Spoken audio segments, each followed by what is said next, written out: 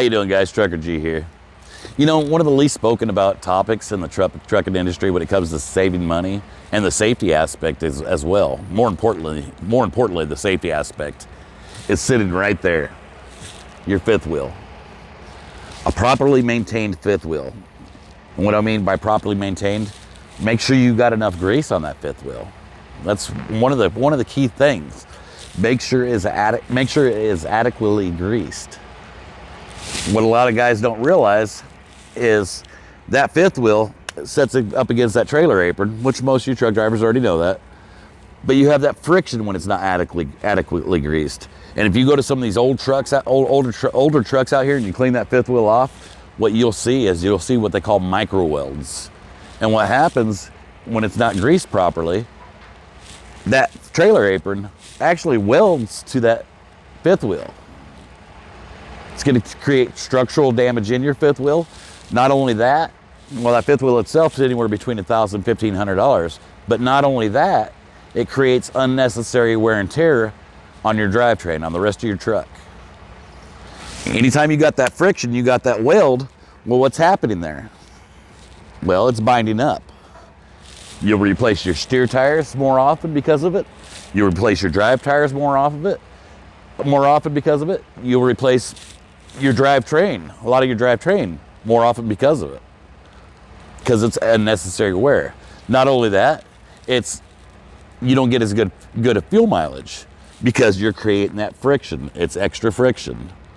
And that's just some of the money savings part of it. Now let's get in the safety aspect of it. That same friction, what happens when something binds up? You get it pushing and pulling, right? Out there on the ice in this trailer, when you're going around a turn, even when you're not going around a turn, you can just be going straight. That fifth wheel's still moving, because what's your hand doing all day? Your hand's going like that. And if your hand's going like that, your truck's going like that too. If your truck's going like that, so is that fifth wheel. And anytime you get that micro weld because of an inadequately greased fifth wheel, it can push and pull your truck. And any of you that have been out here on the road for quite a while, no, that's the last thing you want to happen on ice or rain or a slick road, is anything to push or pull your truck without your knowledge. Having that thing greased properly can and will save your life. I've seen it happen, and I don't want to see it happen to you. I tell you what, personally, I like to use Gearhead fifth wheel lubricant. And I know this sounds like a commercial, but I'm going to tell you why I like to use it. Number one, it's soy-based. It's good for the environment, but I'm not an environmentalist. What I really love about it, I'll show you. Pop them out of the package.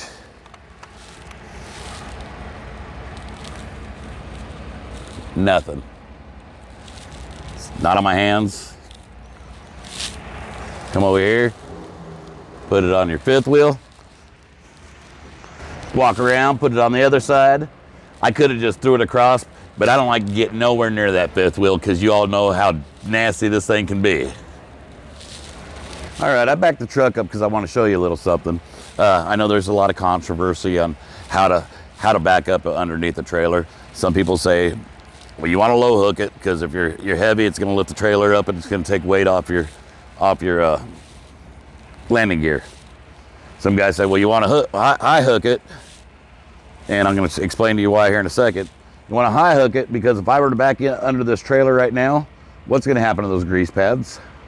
They're going to be pushed right off, right? That's one thing great about I like about the Gearhead pads is if I back up and I've got the trailer too low, it pushes those pads right off, right?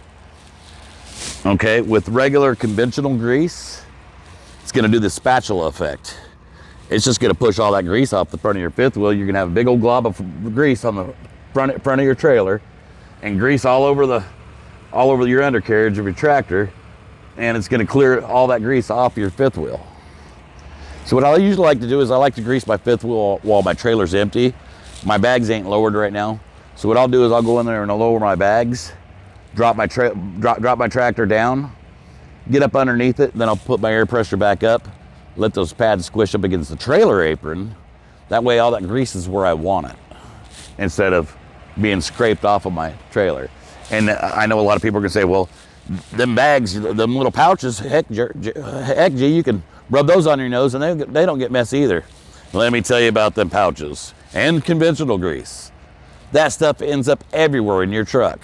I don't know how many times I've had tubes that have gotten squashed up underneath my bunk or in my toolbox because something shifted and pressed up against it, and psh, same thing with those pads. Those pads end up breaking open and you got grease everywhere. I just showed you how clean those are.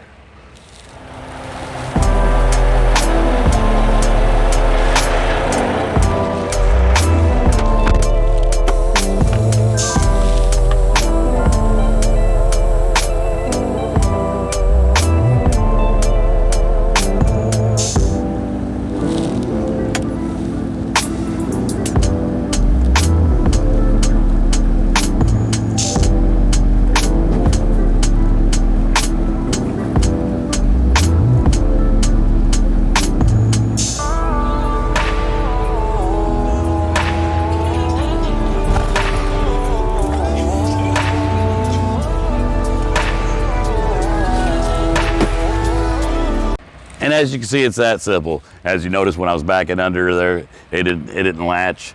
So I had to hit it one more time because I didn't wait for the air pressure to come back up. I'm just kind of stating that because I know somebody's gonna say something down in the comments. Well, it didn't latch, G. We make sure it latched because we do that tug test. And a lot of times that's what I see a lot of guys doing out here. They forget to do that tug test. And that's important. How many trailers have we seen people drop? But anyways, that's why I like Gearhead Lube, guys. It's nice, clean, easy to use, and it'll save your money and even save your life.